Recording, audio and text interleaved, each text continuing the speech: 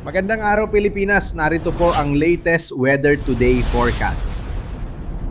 Ating latest tropical cyclone threat potential na issued kahapon. So makikita natin dito sa diagram na ito, no? So itong unang image sa taas, ibig sabihin nito posible po sa mga susunod na araw ay may low pressure area na eventually posibleng maging bagyo na posibleng makaapekto dito sa southern portion ng ating bansa, particular na sa may Visayas or southern Luzon. So as of now, wala pa tayong low pressure area currently na minomonitor since disorganized pa yung convection ng mga kaulapan associated sa ITCZ. Pero patuloy nga yung ating pag-monitor ng Intertropical Convergence Zone because itong ITCZ known as breeding ground ng mga low pressure areas na eventually nagiging bagyo. So patuloy yung ating pag-monitor since makikita natin dito sa diagram na ito ay possible yung mga area na maapektuhan ay itong malaking bahagi ng Southern Luzon, Visayas area, and pagsapit ng week 2 ay itatraverse ito ang Visayas, Southern Luzon papunta sa may West Philippine Sea. Ngayong araw, inaasahan natin malaking bahagi ng ating bansa makakaranas ng mga pag-ulan, dulot yan ng mga iba't ibang weather system. Una, dito sa area ng Northern Luzon, dahil sa epekto ng shear line at northeast monsoon, makakaranas tayo ng mga pag-ulan. Dito naman sa eastern section ng Central and Southern Luzon, dahil sa epekto ng easterlies, asahan na rin natin yung mga kalat-kalat na pag-ulan at thunderstorms throughout the day. Sa area naman ng Mindanao at sa Palawan, dahil sa epekto ng Intertropical Convergence Zone o yung salubungan ng hangin mula sa Northern and Southern Hemisphere, mataas sa pag-ulan rin ang ating mararanasan over these areas. For Metro Manila and the rest of Luzon and the rest of Visayas at itong western and central portions ng Mindanao, generally fair weather conditions sa ating inaasahan ngayong araw, pero nandiyan pa rin yung mga tsansa ng mga usual afternoon to evening na mga rain showers or thunderstorms. At patuloy nga nating minomonitor itong mga cloud clusters dito sa labas ng ating PAR. Itong mga kaulapan na ito ay associated sa ating Intertropical Convergence Zone. So sa ngayon, wala pa tayong low pressure area na minomonitor because as of now nga ay disorganized pa yung convection associated sa mga kaulapan na ito.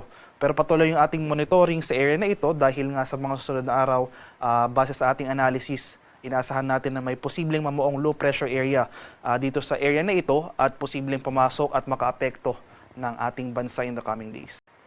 At yung ating latest heavy rainfall outlook, yung ating 24-hour rainfall forecast sa mga susunod na araw. For today, posible tayong makaranas ng 50 to 100 millimeters na mga pag-ulan.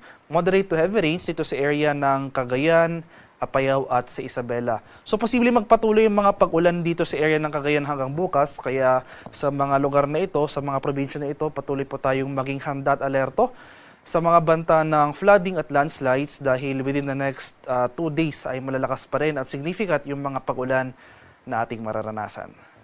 At para naman sa magiging lagay ng ating panahon ngayong araw, dahil sa epekto ng shear line, yung convergence ng mainit at malamig na hangin, asahan natin yung mataas sa tsansa ng mga kaulapan at mga kalat-kalat na pag-ulan, pagkulog at pagkidlat dito sa area ng Cagayan, Isabela, Nueva Vizcaya, Quirino, dito sa area rin ng Apayao at Kalinga.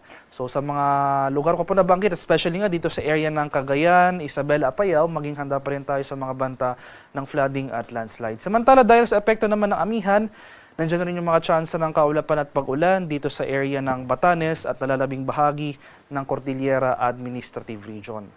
For Quezon and Aurora, so mapapansin natin itong mga kaulapan na associated over these areas ay dulot naman ng easterlies o yung hangin na nanggagaling sa Karagatang Pasipiko. For Metro Manila and most of Luzon, magpapatuloy itong partly cloudy to cloudy skies ngayong araw. Generally, maaliwalas sa panahon, pero magdala pa rin tayo ng payong dahil nandyan pa rin yung mga tsansa ng mga usual na mga rain showers or thunderstorms within the day. Sa area naman ng Palawan, Visayas at sa Mindanao, itong eastern section ng Mindanao, particular na sa mga lalawigan or sa mga rehiyon ng Caraga, Northern Mindanao at Davao Region, pati na rin dito sa area ng Palawan, makakaranas pa rin tayo ng mga kaulapan at mga pag-ulan ngayong araw, dulot yan ng ITCZ. Meanwhile, for the rest of Visayas and or buong Visayas and the rest of Mindanao, magpapatuloy pa rin itong magandang panahon ngayong araw, generally fair weather. Nandiyan pa rin yung mga usual isolated rain showers or thunderstorms throughout the day.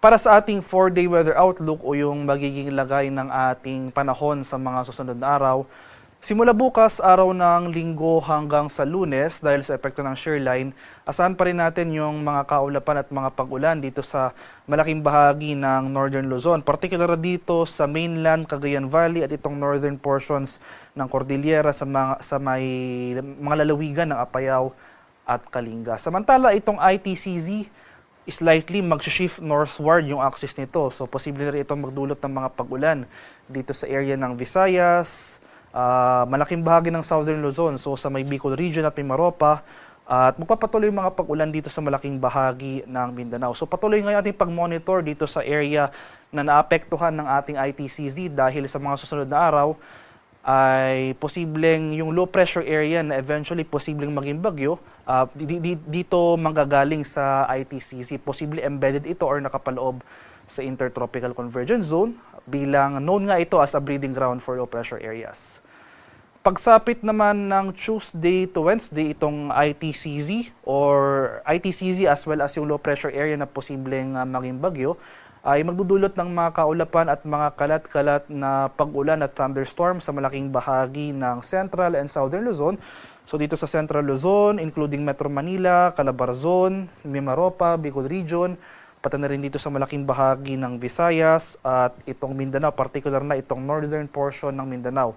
So may kalawakan, no, yung mga or may medyo marami yung mga areas na mararanasan yung epekto ng LPA at ITCZ in the coming days.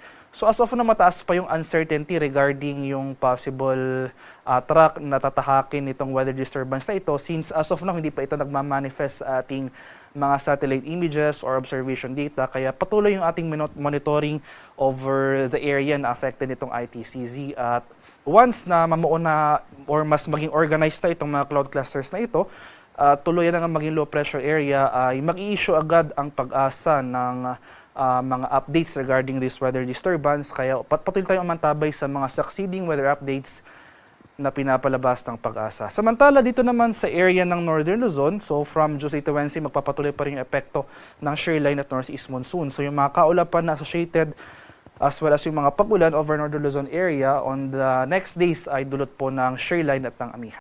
Sa kalagayan naman ating karagatan, kaninang alas 5 ng umaga, nag-issue na tayo ng final gale warning. So wala na tayong gale warning na nakataas as of now, pero posible pa rin tayong makaranas ng katamtaman hanggang sa maalong karagatan. So moderate to rough sea conditions, posible pa rin dito sa northern and western seaboards ng Northern Luzon. Kaya sa ating mga kababayang mangingisda at may mga maliliit na sasakyang pandagat over these areas, huwag po muna tayong pamalaot dahil posible pa rin yung moderate to rough sea conditions over these areas.